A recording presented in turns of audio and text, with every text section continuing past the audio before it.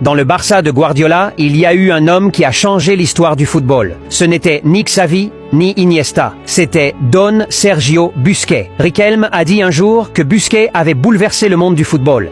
Il était milieu défensif, mais jouait comme un meneur de jeu. C'était le footballeur qui a transformé l'invisible en art. L'homme qui rendait l'ordinaire extraordinaire sans que personne ne s'en aperçoive.